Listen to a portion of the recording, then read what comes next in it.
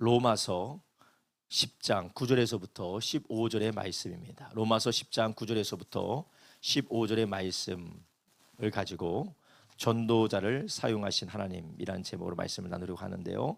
먼저 로마서 10장 9절에서부터 15절의 말씀 우리 함께 읽겠습니다. 9절에서부터 15절입니다. 함께 읽습니다. 내가 만일 너의 입으로 예수를 주로 시인하며 또 하나님께서 그를 죽은 자 가운데서 살리신 것을 내 마음에 믿으면 구원을 얻으리니 사람이 마음으로 믿어 의에 이르고 입으로 시인하여 구원에 이르느니라. 성경에 이르되 누구든지 저를 믿는 자는 부끄러움을 당하지 아니하리라 하니 유대인이나 헬라인이나 차별이 없습니다. 한 주께서 모든 사람의 주가 되사 저를 부르는 모든 사람에게 부요하시도다. 누구든지 주의 이름을 부르는 자는 구원을 얻으리라. 그런즉 저희가 믿지 아니하는 이를 어찌 부르리요? 듣지도 못한 이를 어찌 믿으리요? 전파하는 자가 없이 어찌 들으리요? 보내심을 받지 아니하였으면 어찌 전파하리요? 기록된 바 아름답도다. 좋은 소식을 전하는 자의 발이여 함과 같으니라. 아멘. 오늘 우리가 함께 읽은 로마서 10장 9절에서 15절 말씀을 중심으로 전도자를 사용하신 하나님이라는 제목으로 오늘도 함께 은혜를 나누려고 합니다. 우리는 수요일마다 계속해서 복음 전도를 우리가 어떻게 해야 될지, 어떻게 하면 우리가 복음 전도를 잘 감당할 수 있을지에 대해서 계속해서 말씀을 나누고 있습니다. 우리가 먼저 전도의 사명을 충실하게 감당하기 위해서는 우리 안에 복음이 회복되어야 된다라고 말씀드렸어요. 그래서 이 복음이 한 번 듣고 끝나는 복음이 아니고 평생에 우리 안에서 예수 그리스도께서 하신 일들이 우리의 삶을 축복하시고 우리의 삶에 필요한 모든 것들과 우리의 삶을 온전히 회복시키시는 그 복음이 우리의 삶에 회복되어져야 된다라고 말씀을 드렸습니다. 그래서 우리가 예수님 믿을 때만 복음이 필요한 것이 아니라 오늘도 우리가 복음이 필요한 줄 아시기 바랍니다. 우리도 모르는 사이에 우리 삶 가운데 만나고 마주하고 경험하는 일들이 우리의 삶을 좌지우지하는 것으로 늘 시선과 생각이 고정돼요. 그래서 문제가 일어났다, 어려운 일을 겪었다, 관계에 어려움이 있다, 그러면 거기에 집착이 돼서 불평, 불만도 쏟아져 나오고 절망과 한숨도 쏟아져 나오고 우리가 집중해야 될 때 집중하지 못하는 것이에요. 우리가 집중해야 될 것이 무엇이냐? 문제와 환난과 어려움과 괴로움은 늘 우리의 삶에 있지만 그것을 위하여서 이 모든 것 가운데 하나님이 예수 그리스도 안에서 우리를 위해서 하신 일, 그것을 바라보고 그 하나님이 하신 일들을 우리가 붙들고 그 안에서 이겨내게 하시는 그 능력이 바로 복음의 능력인 줄 아시기 바랍니다. 그래서 바울은 뭐라고 했습니까? 우리가 이 모든 것들로 말미암아 넉넉히 이기느니라라고 말씀하셨어요. 넉넉히 이긴다. 우리가 왜 넉넉히 이깁니까? 매일매일의 하루의 삶을 우리가 어떻게 넉넉하게 이길 수 있을까요? 환난과 핍박과 죽음과 순교와 그리고 모든 괴로움들을 우리가 어떻게 넉넉히 이길 수가 있을까요? 예수님이 우리를 위해서 하신 일이 있다라는 것이에요. 예수님이 우리를 위해서 하신 일이 바로 무엇이냐? 하나님과 우리와 단절되어졌고 하나님과 우리와의 관계가 원수였지만 이제는 우리가 하나님의 원수도 아니고 하나님과 상관없는 사람도 아니고 우리가 누구라고 합니까? 그리스도 안에서 우리가 하나님의 자녀가 되어졌습니다. 예수님과 함께 연합되어졌어요. 그래서 우리의 일은 하나님의 일이 된 것이에요. 우리의 일은 하나님의 일이 되었고 하나님의 일이 곧 나의 일이 되어졌기 때문에 우리가 환난을 당하고 괴로움을 당하고 어려움을 당하는 이 모든 일들 가운데 하나님께서 우리를 방관하지 않으신다는 것이에요. 그래서 이 모든 것을 넉넉히 이기게 하실 뿐만 아니라 이 모든 것들을 통하여서 하나님의 선을 이루어 가시는 것을 믿으시길 바랍니다. 그래서 로마서 8장에 모든 것이 합력하여 선을 이루느니라. 할렐루야. 그의 뜻대로 부르심을 입은 자들, 그를 사랑하는 자들은 그의 인도하심 가운데서 모든 것이 합력하여 선을 이룬다라는 거예요. 믿으십니까? 정말 믿으세요? 예. 이것이 우리의 믿음과 고백이 되기를 예수님의 이름으로 축원합니다. 현실을 보면 못 믿어요. 현실을 보면요. 내 자신을 보면 못 믿습니다. 상황을 보면 못 믿어요. 절망이 막 찾아오지 않습니까? 낙심이 찾아오지 않습니까? 나는 망했다라는 말이 절로 나와요. 망하고 캄캄해서 도대체 어디로 가야 될지 모르겠어요. 근데 하나님은 넉넉히 이기는데 그 이유가 무엇이냐? 예수님이 우리를 위해서 하신 일 때문에. 할렐루야. 그래서 오늘 찬송도 태산이 넘어 험곡에 가도 어떻게 하면요? 빛 가운데로 걸어가면 주께서 항상 우리에게 빛이 되시고 길이 되셔서 우리를 인도하신다라는 거예요. 할렐루야. 염려할 일이 없다라는 거예요.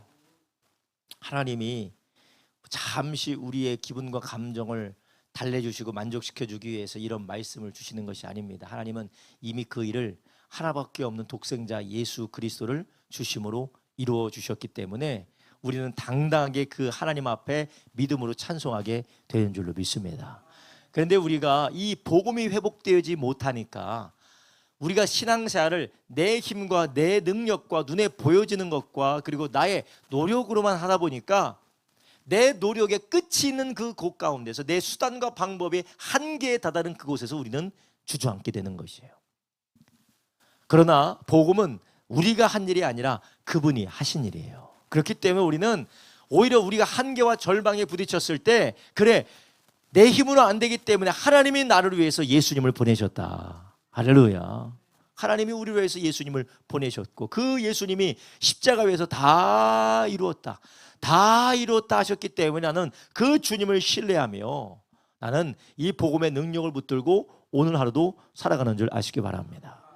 여러분 이렇게 복음이 회복된 사람은 삶의 초점이 바로 잡히게 됩니다. 삶의 방향도 바로 잡히게 돼요. 복음이 있는 사람, 복음이 회복된 사람은 세상과 사람과 나의 방법과 나의 뜻에 집중되는 것이 아니라 예수님께 집중되기 때문에 그래요. 그래서 이번 주일에도 우리가 함께 나누겠지만 히브리서에 뭐라고 합니까? 믿음의 주요 온전케 하시는 예수 그리스도를 바라보라는 거예요. 할렐루야. 너희가 지금까지 핍박이 왔다고 어렵다고 괴로움 당한다고 힘들다고 모든 무거운 죄들 얼매기 쉬운 모든 것들에 사로잡혀서 괴롭다 힘들다 얘기하지 말고 믿음의 주요 온전케 하시는 예수 그리스도를 바라보라는 것이에요. 그분으로부터 시작되고 그분으로부터 완성되고 오직 그분으로만이 우리의 삶이 충만하게 되는 이것이 바로 복음이라는 것이에요. 그래서 복음적인 삶을 산다라는 것은 교회 열심히 들락날락 한다는 게 아닙니다. 교회에서 어느 정도 교회의 의식에 익숙해졌다는 말이 아니라 예수님만 의지한다는 거예요. 그렇다면 예수님만을 의지한다는 게 무엇이냐? 예수님이 우리를 위해서 하신 일을 신뢰한다는 것이에요. 예수님을 의지한다는 것이 맨날 교회 와서 기도한다는 거, 기도하는 거 중요하지만 여러분 제가 지난번에도 말씀드렸어요. 불교에서도 기도해야 하네요. 불공 드려요. 이 대웅전에서 몇 번 절합니까? 절에 가보신 적 있으세요? 몇 번 절해요? 불심 있으신 분 좀 아시나요? 108번 내를 벗어나기 위해서 108번 이렇게 하다 보면 그 얼마나 걸리겠어요? 많이 걸려요.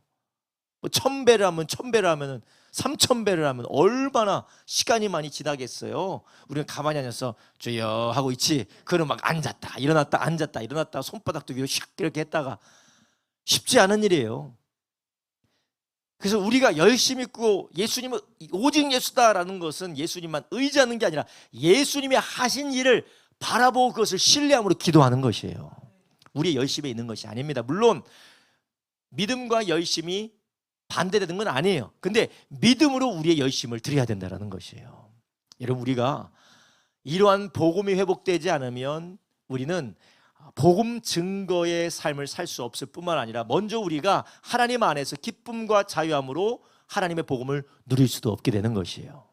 누가 복음을 전합니까? 하나님을 믿고 주님을 섬기는 것이 너무 좋기 때문에 복음을 증거하는 거 아닙니까? 내가 예수님 믿으니까 너무 좋더라.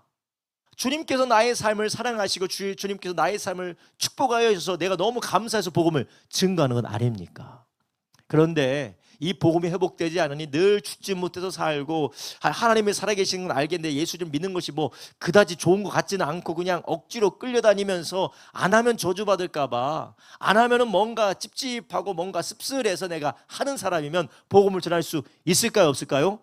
미안해서 못 전해. 아유, 나도 힘든데 너도 내가 전도했다가 너도 힘들 것 같대 라고 해서 전하기도 어려운 거예요. 전 그 얘기를 실제로 들었습니다. 실제로 들었어요. 아우, 내가 이렇게 힘들게 신앙생활 하는데 내가 몰랐다면 내가 이렇게 힘들게 신앙생활 하지도 않을 텐데, 내가 저 사람 차라리 어차피 하나님께서 구원할 사람이면 죽기 전에 구원받을 거 아니냐, 내가 미리부터 전도해가지고 이렇게 힘든 신앙생활 하는 거 얼마나 내가 그 사람한테 참 미안하다. 말도 안 되든 같지만 말이 돼요. 왜냐? 복음이 회복되지 않으면 그렇게 느낄 수밖에 없는 것이에요. 그래서 어떤 사람은 그러잖아요. 내가 다 늙어서 죽기 전에 예수님 영접하고 천국 가야 되는데 어쩌다가 내가 30대 40대 예수님 믿어가지고 내가 이렇게 신앙생활에 얽매여서 내가 이렇게 산다고. 이것은 예수님이 우리를 위해서 하신 일을 알고 그것을 누리면서 하는 신앙생활이 아니라, 내가 구원의 반열에서 이탈하지 않기 위해서 어떻게든 힘쓰고 애쓰고 늘 협박받으면서 늘 두려움 가운데 살기 때문에 그런 거예요. 여러분, 우리가 이러한 복음이 잘못되어지고 복음에서부터 이탈한 삶이 아니라 복음이 회복되어지는 삶을 살기를 주님의 이름으로 축원합니다. 예배가 너무나도 감사하지 않습니까? 할렐루야. 새벽 예배 드릴 수 있는 거, 주일 예배 드릴 수 있는 거, 수요 예배 드릴 수 있는 거, 이 예배를 통해서 우리가 때로는 피곤할 수도 있어요. 때로는 힘들 수 있어요. 집에서 좀 쉬고 싶다 그럴 수 있어요. 그러나 우리는 예배를 통해서 하나님이 우리를 위해서 하신 일들 다시 한번 생각할 때에 그 복음의 능력으로 해서 힘이 솟아난다라는 것이에요. 힘이 솟아나고, 그리고 우리 가운데 감사가 회복되어지고, 실제로 그 복음의 능력으로 우리 가운데 있는 모든 보이는 것들과 보이지 않는 것들의 모든 사슬들과 억눌림으로부터 우리는 자유하게 되는 줄로 믿습니다. 할렐루야. 여러분, 신앙 생활도 사람들이 그렇게 이야기해요. 모든 공부하는 것이든 아니면 스포츠든 아니면 어떤 이런 경기를 하는 것이든 기세가 중요하다. 기세가 중요하다. 기세가 중요하고 기세가 꺾이지 않는 게 중요하다. 틀려도 기세 있게 틀리면 무슨 테크닉을 부리나 보다 하고 사람들이 넘어가요. 기세가 중요하대요. 여러분, 신앙생활도 기세가 중요한데, 이 기세가 어디로부터 오느냐? 우리가 우리 생각대로 우리 마음대로 지어낸다고 되는 게 아니에요. 복음의 능력에서부터 시작되는 줄 아시기 바랍니다. 내 모습을 보면 부끄럽습니다. 내 모습을 보면 수치스러워요. 내 모습을 보면 내놓을 게 아무것도 없어요. 그러나 우리의 기세가 어디로부터 오느냐? 예수님이 우리를 위해서 하신 위대한 일로부터 우리 가운데 힘과 능력을 공급받게 되는 것이에요. 도대체 당신은 뭐가 그렇게 희망차고, 무엇이 그렇게 긍정적이고, 무엇이 그렇게 소망이 있다라고 이야기를 합니까? 아무것도 없는 것 같은데, 다 부족해 보이고 다 아무것도 아닌 것처럼 보이는데 왜 그렇게 소망을 가지고 있습니까? 스스로 최면을 걸기 위하여서 자기 긍정적인 생각을 한다면 그 사람은 결국 바닥에 드러나는 날이 오겠지만, 그러나 복음으로 인하여서 예수님이 우리를 위해서 하신 일로 인하여서 우리가 소망을 가진다면, 우리는 사망이나 환난이나 현재 일이나 장래 일이나 높음이나 깊음이나 다른 어떤 것도 끊을 수가 없다고 하신 하나님의 말씀이 우리 가운데 이루어질 줄로 믿습니다. 할렐루야. 하나님 아버지의 사랑이 우리와 끊을 수 없다. 여러분 앞에 아이들이 어려움을 당하고 있다면 내가 할 수 있는 최선을 다해서 내 자녀를 도와주지 않겠습니까? 내 자녀를 인도해 주지 않겠어요? 근데 하나님이 예수 그리스도의 보혈로서 우리를 자녀 삼아 주셨다면 하나님께서 우리를 끊을 수 없는 사랑으로 우리를 구원하심을 믿으시기를 바랍니다. 할렐루야. 여러분, 먼저는 우리 안에 이런 복음이 회복되어져야 돼. 그래서 우리는 이것 해야 된다, 저것 해야 된다, 저것 해야 되는 것, 이것도 뭐 중요할 수 있겠지만 더 중요한 것은 예수님이 우리를 위해서 하신 일을 듣고 그것을 우리가 믿음으로 무엇을 해야 될지 그때 생각을 해야 되는 것이요. 먼저는 예수님이 우리를 위해서 하신 일을 들어야 되고 복음이 회복되어야 된다고 말씀드렸어요. 그래야 복음이 회복돼야 우리가 복음을 전도하고, 또한 우리의 전도는 사람을 모으기 위해서, 그리고 단지 회중들을 많이 모으기 위해서 하는 것이 아니라 진정한 회심을 목표로 우리가 복음을 전해야 된다고 말씀을 드렸습니다.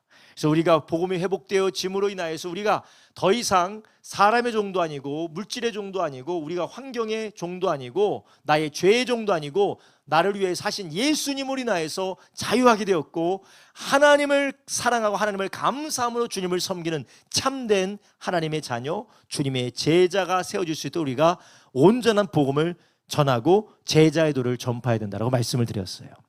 그래서 예수님이 이러한 일을 하셨기 때문에 이것을 믿고 모두 예수님께 돌아오고 주님을 섬기는 사람은 하나님의 자녀가 된다. 그리고 그 하나님의 자녀가 되는 자들은 하나님이 왕이시고 우리 예수님이 왕이신 것을 인정하고 그분을 따라야 된다라는 온전한 제자의 도를 우리가 전파해야 된다라고 말씀을 드렸어요. 그래서 우리는 애매모호한 반쪽짜리 복음을 전해서 사람만 채우는 것이 아니라 진정한 회심을 목표로 하는 온전한 복음과 제자의 도를 전파하는 저와 여러분 되길 주님의 이름으로 축원합니다. 온전한 제자의 복음과 제자의 도를 전파함으로 사람이 회심의 삶을 살도록 하는 건 어떤 면에서 보면 점진적으로 이루어지는 경우가 많아요. 하루아침에 바뀌는 경우도 있지만 점진적으로 조금씩 이루어지는 경우가 있습니다. 그렇지만 중요한 것은 급진적이든 점진적이든 하나님께서 그들의 삶을 온전한 제자의 도를 따라 이끌어 가신다는 것이요. 정체되어져 있고 그것을 합리화하는 교회의 분위기나 우리의 복음 전도는 절대로 정당화될 수가 없다라는 거예요. 우리 예수님께서 말씀하신 대로 누구든지 나를 따라오려거든 자기를 부인하고 자기의 십자가를 지고 나를 따라와야 된다. 목숨보다 나를 더욱더 사랑해야 된다. 가족보다 형제와 친지들보다 아내와 남편보다 더 나를 사랑해야 된다.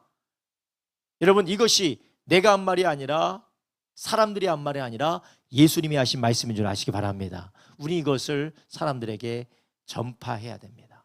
그래서 예수님을 믿는다라는 것은 기독교인이 된다는 것은 예수님 앞에 회개하고 돌이킨다라는 것은 이렇게 삶을 살기로 결단한다라는, 내가 완벽한 삶을 살 수는 없지만 하나님의 도우심을 따라 이러한 길을 가겠다라고 결단하는 것이 예수님을 믿는 것이다라는 것을 우리가 제대로 전파해 줘야 된다라는 것이에요. 아유 목사님 그렇게 얘기하면, 아유 목사님 그렇게 얘기하면 누가 예수님 믿는다고 해요? 누가? 우리가 설득해서 믿습니까? 성령이 믿게 하십니까? 성령이 믿게 하신다라는 거예요. 그래서 우리는 성령을 의지하고 복음을 증거할 때 그 복음에 따라 성령이 역사하심이 있을 줄로 믿습니다. 할렐루야. 저도 이렇게 설교하고 있지만 저도 옛날에 그런 두려움이 많았던 사람이에요. 이렇게 강하고 그리고 너무나도 직설적인 이야기를 하면 사람들이 다 떠나가면 어떻게 하나. 하나님보다 더 똑똑한 사람이고 오히려 그러면 제자가 아니라 군중들의 무리만 모여질 수밖에 없어요. 그래서 정말로 하나님이 기뻐하시는 예배도 드릴 수 없고 하나님이 기뻐하시는 헌신도 우리가 드릴 수가 없어요.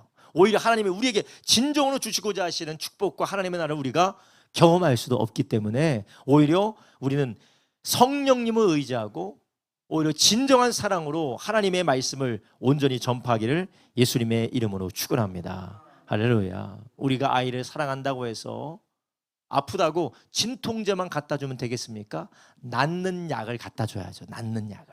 진통제만 갖다 준다고 낫지 않아요. 정말 힘들고 어렵고 입에 쓰고 때로는 그 약기운 때문에 아이가 좀 고통당한다 할지라도 그 아이가 병을 고칠 수 있는 그런 약을 줘야 되지 않습니까?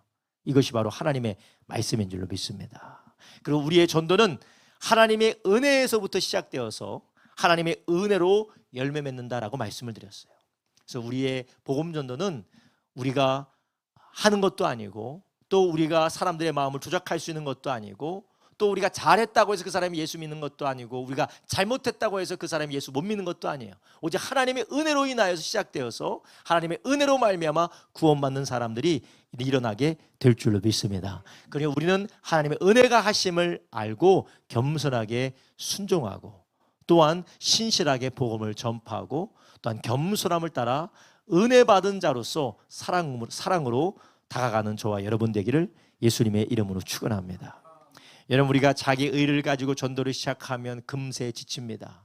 자기 의를 가지고 복음을 증거하면 사람들에게 어떠한 그런 혐오감을 줄 수가 있습니다. 자기 의를 가지고 우리가 복음을 전도한다면 우리는 낙심할 수밖에 없어요. 왜냐?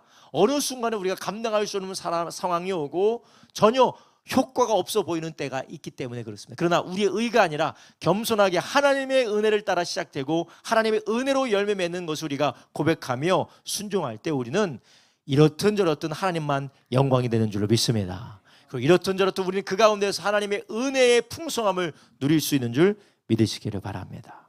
그래서 우리는 이러한 복음 전도를 위하여서 복음이 먼저 우리 안에 회복되어져야 되고 진정한 회심을 목표로 우리는 복음을 증거해야 될 뿐만 아니라 하나님의 은혜를 따라 전도가 시작되고 하나님의 은혜를 따라 열매 맺는다라는 것을 우리 기억하고 복음 전도에 함께 동역하는 저와 여러분 되기를 주님의 이름으로 축원합니다.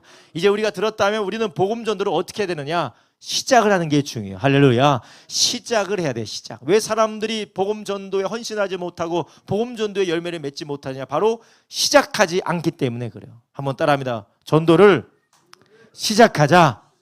시작하지 않기 때문에 시작해야 돼. 시작. 그럼 목사님 어떻게 시작합니까? 토요일 날 오후 2시에 전도하러 나오시면 돼요. 목사님 저는 혼자 전도해야 되는데 그 2시에 못 나오는데 어떻게 전도를 시작하나요? 그러면 저한테 개인적으로 물어보세요.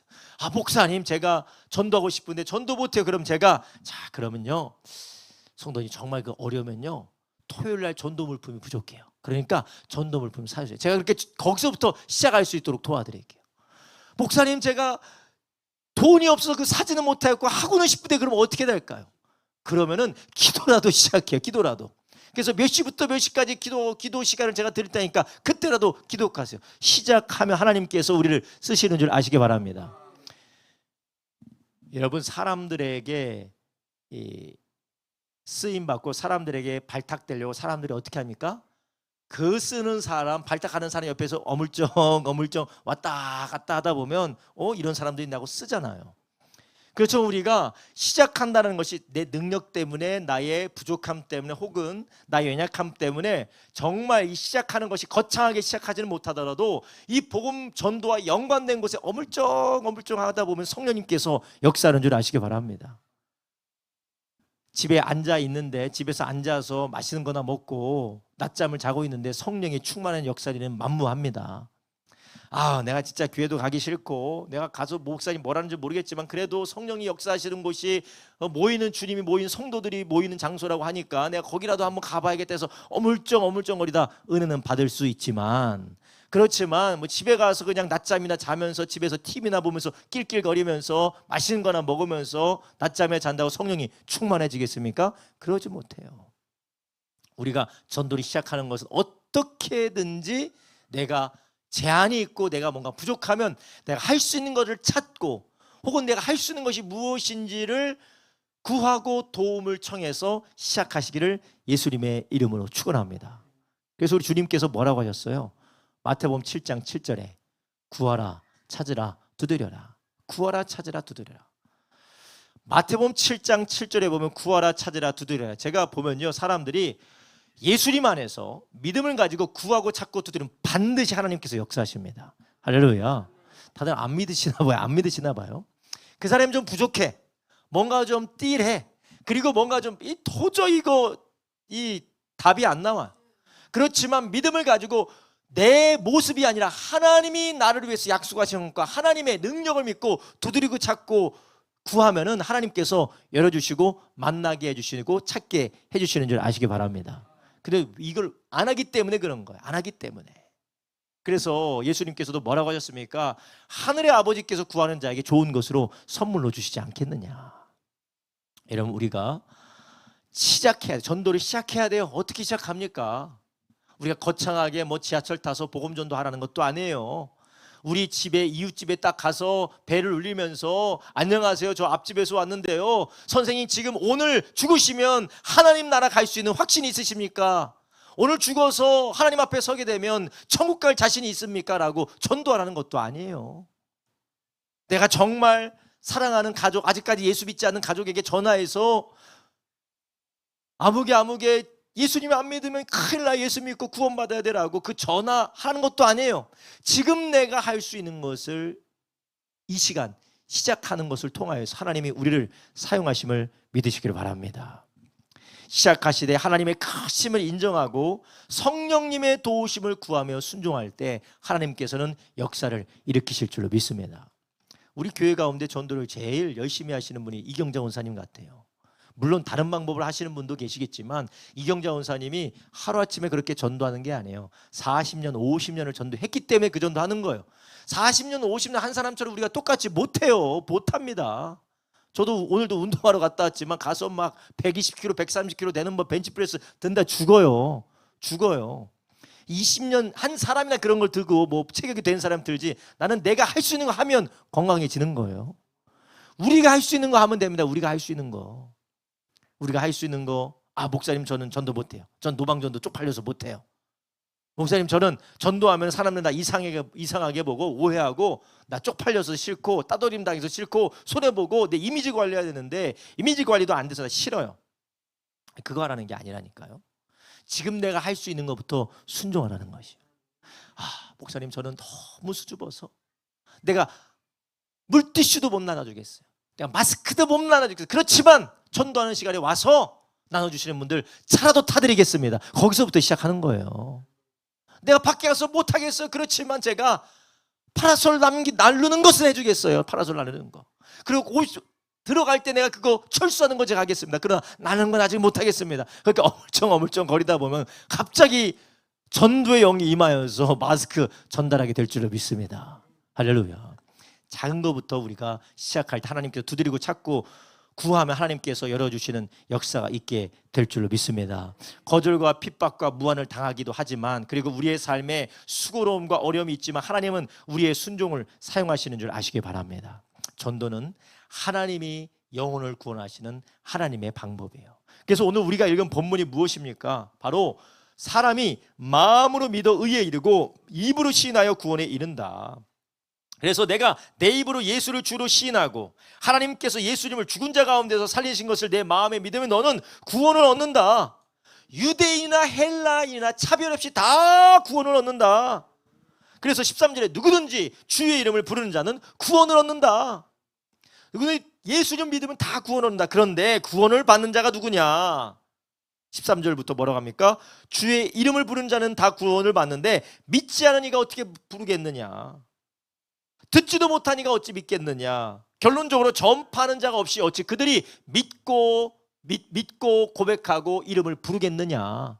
그러니 하나님께서는 이 전파하는 이를 통하여서 영혼을 구원하신다라는 거예요. 그래서 15절에 보내심을 받지 아니하였으면 어찌 전파하리요? 기록된 바 아름답도다 좋은 소식을 전하는 자들의 발이여 함과 같으니라. 하나님께서 복음 전파하는 자들을 보내셔서 그들을 통하여서 영혼을 구원하신다라는 것입니다.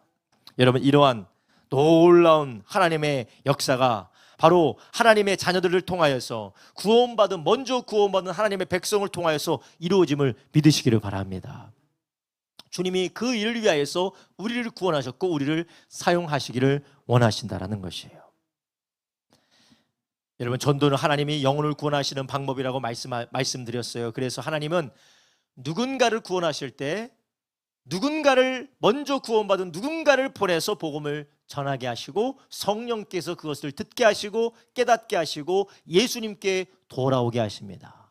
이것이 성령님이 보내시고 성령께서 듣게 하시고 성령께서 깨닫게 하시고 성령께서 돌아오게 하시는 놀라운 하나님의 구원의 역사의 서사시인 줄 아시기 바랍니다. 근데 이 모든 것들이 누가 저자인가? 하나님이 쓰신다라는 거예요. 하나님이 모든 것을 행하신다라는 것이에요.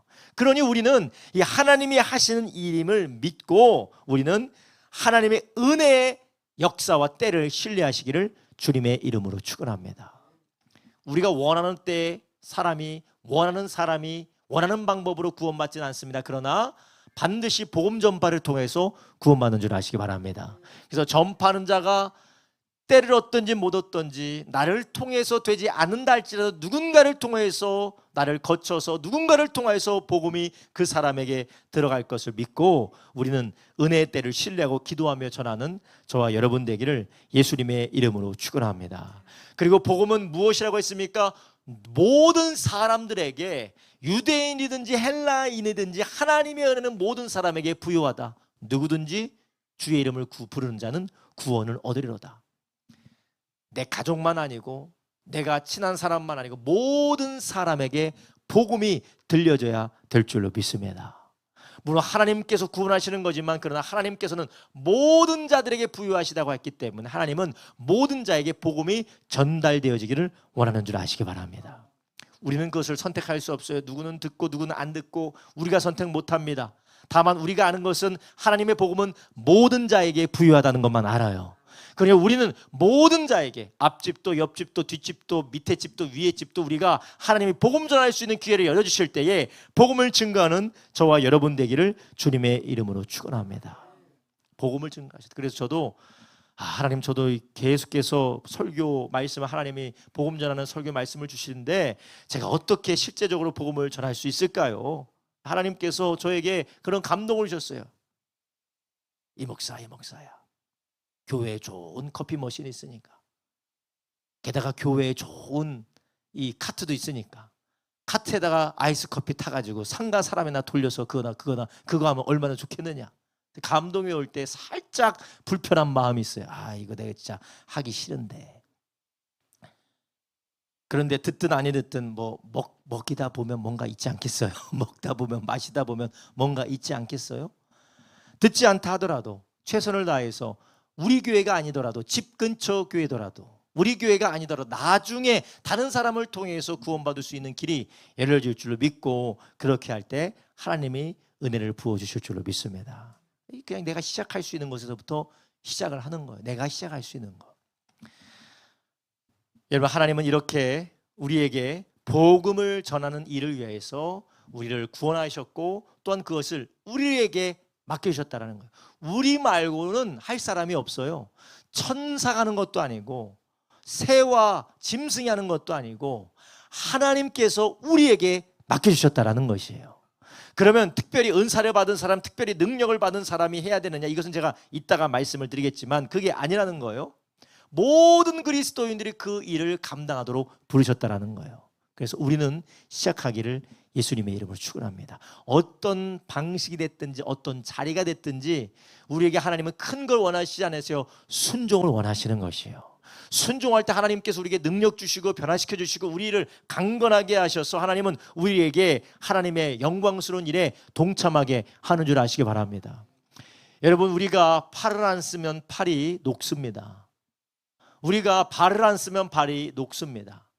머리를 안 쓰면 머리가 녹슬어요. 혓바닥을 안 쓰면 혓바닥이 녹습니다.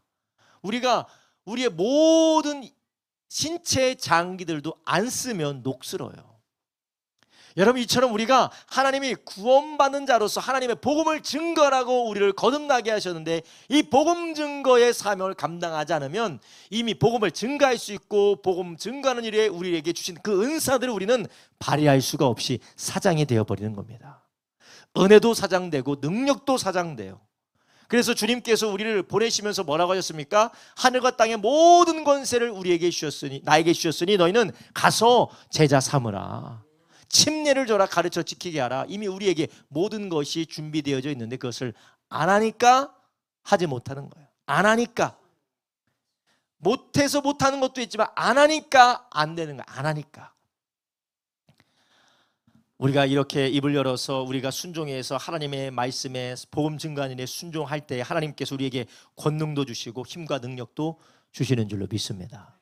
사도행전 4장 23절부터 31절에 어떤 말씀이 나옵니까? 바로 사도들이 예수님의 복음을 증거하다가 핍박을 받은 이후에 그들이 어떤 일을 했는지가 나와요. 자, 4장 23절부터 31절에 보겠습니다. 4장 23절부터 31절에 보겠습니다. 사도들이 노임에 어디서 놓였습니까? 바리새인들이 불러다가 대제사장과 서기관들이 불러다가 복음 전하지 말라라고 그들 때렸다는 거예요. 그리고 그 다음에 때리고 채찍에 맞고 놓여서 동료들에 가서 제사장들과 장로들의 말을 다 고했다. 저희가 듣고 일심을 하나님께 손을 높여 가로되 대주제여 천지와 바다와 그 가운데 만유를 지으신 이시요 또 주의 종 우리 조상 다윗의 입을 의탁하사 성령으로 말씀하시기를 어찌하여 열방이 분노하며 족속들이 허사를 경영하였는고 세상에 군왕이 나서며 관원들이 함께 모여 주와 그 그리스도를 대적하도다 하신 이로소이다. 과연 헤롯과 본디오 빌라도는 이방인과 이스라엘과 합동하여 하나님의 기름 부으신 거룩한 종 예수를 거스려 하나님의 권능과 뜻대로 이루려고 예정하신 그것을 행하려고 이 성에 모였나이다. 주여 이제도 저희 위협함을 하감하시고 또 종들로 하여금 담대히 하나님의 말씀을 전하게 하여 주옵시며 다음 손을 내밀어 병을 낫게 하옵시고 표적과 기사와 거룩한 종 예수의 이름으로 이루어지게 하옵소서 하더라. 빌기를 다음에 모인 것이 진동하더니 우리가 다 성령이 충만하여 담대히 하나님의 말씀을 전하니라. 아멘. 자, 지금 사도와 그리고 모인 교회들이 담대함을 달라고 하나님 앞에 기도했어요. 이 뜻은 무엇입니까? 그들에게 담대함이 필요하다는 겁니까? 아니면 이미 담대함이 있다는 겁니까? 담대함이 필요하다라는 거예요. 담대함이 없으니까 하나님 앞에 담대함을 구한 거 아닙니까? 얼마나 살기가 등등하고 그들이 두려웠던지, 그들이 너무나도 위협하고 그들이 때리고 핍박하니까 얼마나 두려웠겠어요. 이러다가는 죽임당할 수도 있겠다. 몇 번이나 경고를 해서 요번까지는 때려서 놓았다고 하는데 다음에는 죽을 수도 있겠다. 두려웠지 않겠습니까? 사도들도 두려웠고 교인들도 두려웠어요. 사도들은 사도들이라 치더라도 우리도 전도해야 되는데, 우리도 친족들에게 예수님의 복음을 증거해야 되는데 우리도 두렵다. 그 두려움이 있었기 때문에 하나님 앞에 담대함을 구했다라는 것이에요. 여러분, 우리 다 두렵습니다.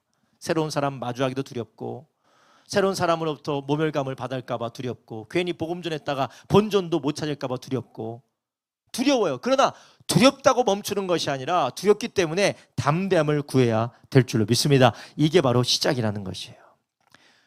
이게 바로 작은 시작입니다. 두려우면 두려운 대로 하나님 앞에 이 두려움을 이길 수 있는 담대함을 달라고 기도하는 것, 그리고 기도했다면 그 두려움을 이길 수 있는 힘을 주신 그 주님을 의지하여서 내가 할 수 있는 자그마한 것이라도 시작하는 것, 큰 발자국도 아니고 정말 내가 할 수 있는 작은 시도부터 하나님께서는 우리를 통하여 역사 주실 줄로 믿습니다. 하나님이 아브라함을 부르신 것 무엇을 위해서 부르셨습니까? 너는 본토 친척 아비 집을 떠나라. 내가 너로 이름을 창대하게 할 것이고 너를 복이 되게 하겠다. 그리고 모든 민족이 너로 인하여서 복을 얻게 될 것이다. 하나님께서 아브라함을 부르신 이유는 모든 민족들에게 복이 흘러가게 하기 위해서 아브라함을 부르신 것입니다. 아브라함만 축복받기 위해서 부른 것이 아니라 너는 복의 근원이 되라고 부르신 것이에요. 그래서 모든 민족들이 다 복을 받을 수 있도록 그것을 위해서 부르신 것입니다. 만약 아브라함이 자기 만족에 빠져서 아유 나 지금 갈대아 우르 너무 좋은데 왜 어디 떠나라고 하세요? 그냥 나에게 복이나 주세요. 그럼 되겠습니까? 하나님께서 왜 거기서 떠나라고 합니까? 복의 근원이 되게 하려고 떠나라고 하는 줄 아시기 바랍니다. 여러분, 우리도 하나님께서 우리를 통하여서 복음을 증거하길 원하신다라는 거예요. 목사를 통해서만 복음을 증거하기 원하지 않으십니다. 우리 권사님이나 복음 전도에 특별한 사람만 복음 증거하기 원하시는 것이 아니에요. 당신을 통하여서 하나님은 복음을 증거하기 원하시는 것이에요. 당신을 통하여서 예수 그리스도가 살아계신 하나님의 아들이고 예수님의 이름이 아니고는, 그분이 하신 일이 아니고는 모든 사람이 죄로 인하여서 망하게 되었다는 것과 그로 인하여서 구원받는다는 이 복음을 증거하기를 원하신다는 것이에요.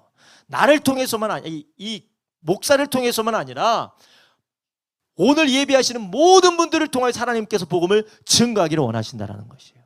그런데 이 하나님의 뜻을 순종하지 않을 때 나는 못합니다, 나는 할 수 없습니다, 불순종하고 계속해서 자기 만족에 빠져 있다면 우리는 우리 안에는 큰 축복을 사장시키는 것과 다름이 없습니다. 우리 안에는 큰 축복을 사장시키는 것과 다름이 없고 이 큰 축복이 오히려 우리에게 독이 되게 되는 경우가 오는 것이에요. 하나님의 백성들이 하나님의 말씀에 순종하고 이방의 빛이 되라고 하신 그 말씀에 불순종했을 때 그들에게 타락이 일어나게 됐습니다.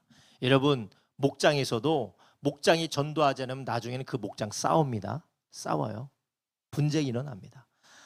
교회에 이간시키고 교회에 문제 일으키고 교회에 큰 이 다툼을 일으킨 사람 대부분 보면 전도 안 하는 사람이에요. 자기밖에 모르는 사람이에요. 교회도 마찬가지. 교회가 전도하지 않고 고여 있으면은 갈라지고 분열되고 싸워요. 왜냐? 내가 복이니까. 내가 복인데 남들이 날 열받게. 그러면 싸워야지. 내가 복인데. 너를 축복하는 자를 축복하고 너를 저주하는 자를 저주한다고 했으니까 하나님의 저주가 나를 통해서 저 사람한테 가야지. 그런데 하나님이 나를 복으로 부르신 이유는 축복하기 위해서 복으로 부르셨다 하게 되면 어떻게 됩니까? 바로 우리는 계속해서 전도하고 사랑을 나눠주며 섬기면서 그 가운데 진정한 복을 누리게 되는 줄 아시기 바랍니다. 여러분, 교회가 전도하지 않으면 그 교회는 수명이 짧을 수밖에 없어요. 우리 교회라고 예외가 아닙니다. 우리 교회 목장도 마찬가지예요. 이 일목장 같은 경우는 계속해서 부흥해서 사람들이 이 유입이 되고 또한 복음이 증거되어지고 구원받는 역사가 일어나게 되잖아요. 하나님께서 거기를 축복하시는 거예요. 이 목장, 물론 우리 이 목장이었는지 3목장이 기억은 안 나지만 아무튼 이 목장이 침례받은 사람도 있고 또 그렇게 된 사람도 있긴 하지만, 그러나 이것들이 우리 가운데 계속해서 일어나고 복음이 증거되지 않으면 우리는 오히려 화가 찾아올 수 있다는 것이에요. 그래서 바울은 뭐라고 했습니까? 내가 부득불 복음을 전해야 된다. 내가 복음을 전해야 된다. 그렇지 않으면 나에게 화가 있도다. 오히려 복음을 전하지 않는 것은 우리에게 화를 불러오는 것입니다. 복음에게 합당하게 반응하지 않는 것이기 때문에 그렇습니다. 복음에 합당하게 반응하지 않는 것이 예수 안 믿는 것뿐이 아닙니다. 예수 믿어야 됩니다. 예수 믿어야 구원받습니다. 복음에 합당하지 않게 무슨 예수 믿어야 구원이야, 난 내대로 살 거야, 이것은 복음에 합당하게 반응하지 않는 것이죠. 그렇지만 그것뿐만 아니라 복음에 합당하지 않게 사는 삶의 또 한 가지의 종류가 복음을 증거하지 않는 것이에요. 주님께서 우리를 구원하시고 우리를 통해서 가라 하셨는데 이 복음에 합당하지 않게 너는 복의 근원이 되고 축복이 되어라라고 말씀하셨는데 천하 만민에게 복음을 증거하라, 너를 통하여서 하나님의 선하심이 나타날 수 있게 하라, 분명히 우리에게 이 은혜를 빚진 자다, 은혜의 빚진 자라고 말씀하셨는데 이 복음에 합당하게 살지 않는다라는 것은 마치 예수님을 거부하는, 복음에 합당하게 반응하지 않는 불신자와도 마찬가지라는 것이에요. 물론 우리가 불신자와 똑같다라는 것이 아니에요. 불신자처럼 복음에 합당하지 않게 사는 것처럼 우리도 복음을 거절하고 복음에 합당치 않게 스스로 살아간다라는 것이에요. 그래서 바울이 뭐라고 했습니까? 내게 화가 있도다. 복음을 전하지 않으면 내게 화가 있다라는 것입니다. 여러분, 이것은 제가 성도님들에게 전도하라고 저주하는 것이 아니에요. 전도하라고 협박하는 게 아닙니다. 우리가 복음을 전하지 않는다는 것은 우리가 누군가를 사랑하지 않고 용서하지 않고 우리가 누구를 긍휼히 여기지 않는다는 것은 우리 자체가 복음에 합당하지 않다라는 것이에요. 복음에 합당하지 않게 반응함으로 인해서 우리는 그 복음의 풍성함으로부터 우리는 제외된다라는 것이에요. 예수 믿지 않으면 어떻게 돼요? 이미 예수님이 우리를 위해서 주셨다 할지라도 그 피의 공로가 그 사람에게 유효합니까? 무효합니까? 유효하지 않아요. 이처럼 우리가 예수님을 믿고 주님을 따른다고 이야기하지만 그 복음에 합당하지 않게 살아간다면 우리는 어떻습니까? 난 예수님을 믿는데 왜 이렇게 내 삶은 예수님이 주신 그 은혜와 동떨어진 삶을 사는 것처럼 느껴지게 된다는 거예요. 실천적으로 우리가 복음에 합당하지 않게 살기 때문에 그래요. 여러분, 그렇다면 우리는 복음에 합당하게 살기 위해서 우리는 어떻게 돼야겠습니까? 이 복음을 전하는 일에 소극적이든 적극적이든 직접적이든 간접적이든 요즘 무슨 직접 뇌물도 있고 삼자 뇌물도 있다는데 직접적이든 삼자적이든 어떤 방법이든 우리가 복음을 증거하는 일에 쓰임받기 위해서 우리 자신을 헌신하시기를 예수님의 이름으로 축원합니다. 우리가 할 수 있는 그 일을 감당해 나가는 것이에요. 그럴 때 하나님도 아세요. 우리의 믿음의 분량도 아시고 우리의 능력치도 아시고 우리가 받은 달란트를 아십니다.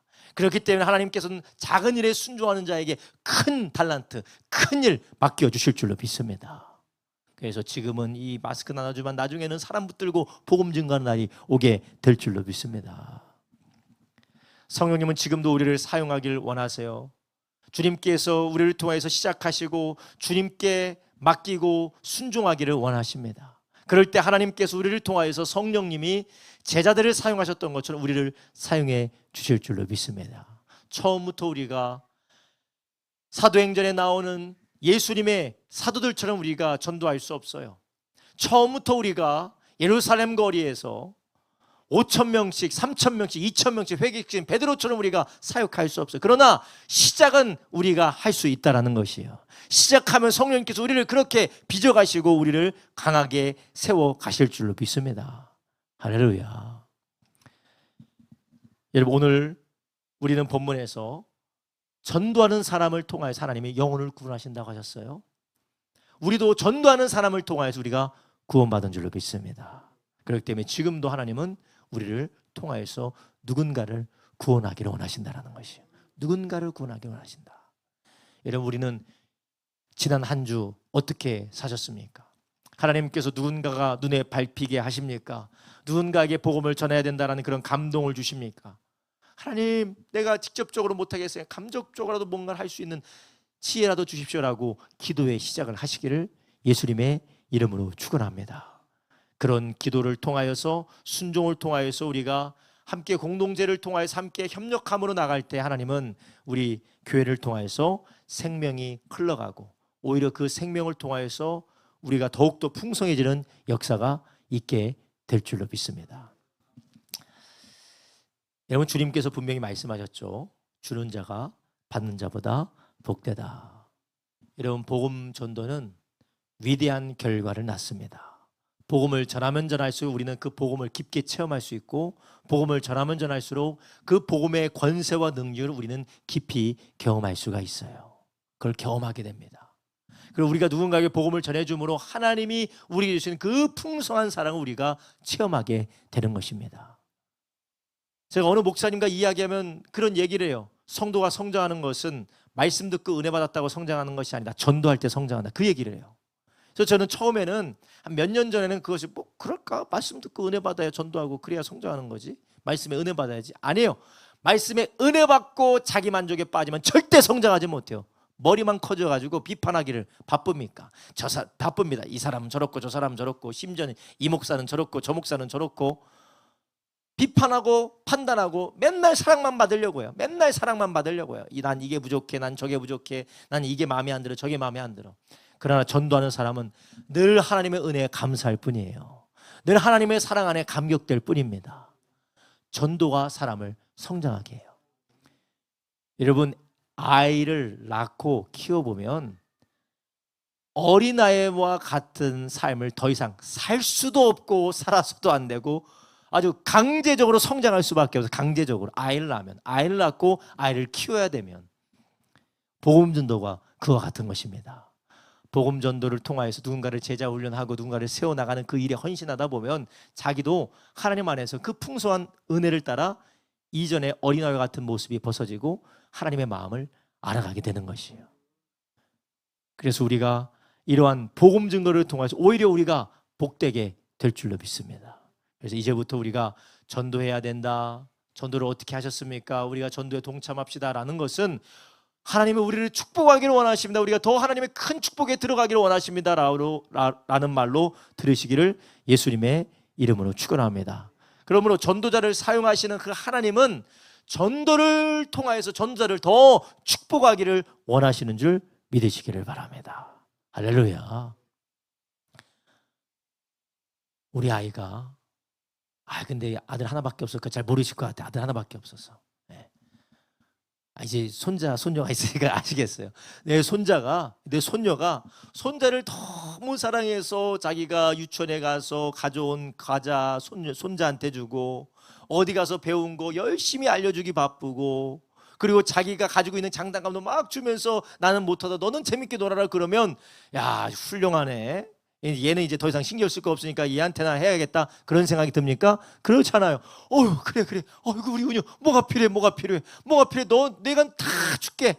근데 주는 것마다 나눠주지 않고 맨날 싸우고 자기 것만 붙들고서 더 없나 눈이 시뻘개지면 어떡해요? 주기도 싫어요. 오히려 주면 얘가 독이 되겠다고 해서 주지도 않아요. 그렇죠? 손녀 사랑해서 그래도 더 줘요? 그렇지 않습니까? 하나님도 마찬가지입니다.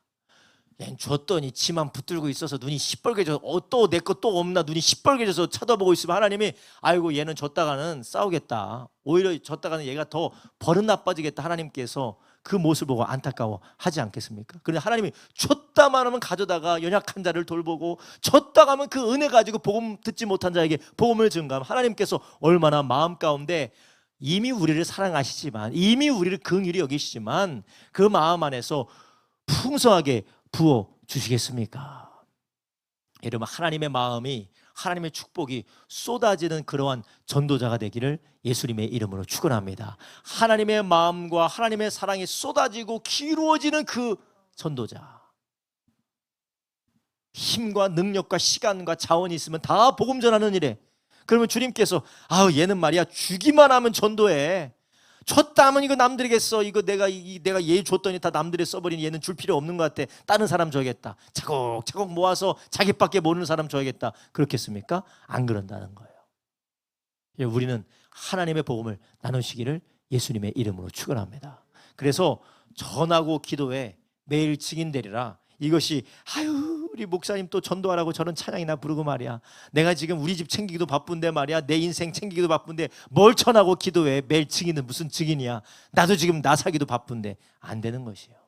전하고 기도에 매일 증인되리라. 이것은 우리의 삶이 풍성해지는 사랑의 소리, 축복의 찬송인 줄 믿으시기 바랍니다. 남도 살리고 나도 살고, 이게 바로 천국의 원리인 줄로 믿습니다. 세상의 원리는 내 것이 없어지면 남들에게로 갑니다. 그렇지만 하나님 나라의 원리는 내 것이 남에게 가면서 오히려 더 풍성해지는 것이에요. 왜냐? 예수님은 부활이요 생명이시기 때문에 죽어도 살고 살아서 영원히 죽지 않기 때문에 그렇습니다. 이러한 주님의 부활의 영광이, 예수님의 사랑이 우리를 통하여서 드러나며 우리의 삶이 더욱더 풍성해지시기를 예수님의 이름으로 축원합니다. 복의 근원이 되셨어요. 우리가 다 복의 근원이 됐습니다. 우리가 하늘과 땅의 모든 권세를 가지신 예수님이 우리를 떠나지 않으세요. 그 권세를 가지고 제한 없이, 부족함 없이 풍성하게 부어주시는 줄로 믿습니다. 이미 잘하고 계시고 앞으로도 잘하기 위해서 결단하시는 이 모든 분들에게 우리 주님께서 더욱더 아버지 하나님의 마음과 섬김의 사랑으로 복음 증거에 힘쓰게 도우시기를 예수님의 이름으로 축원합니다.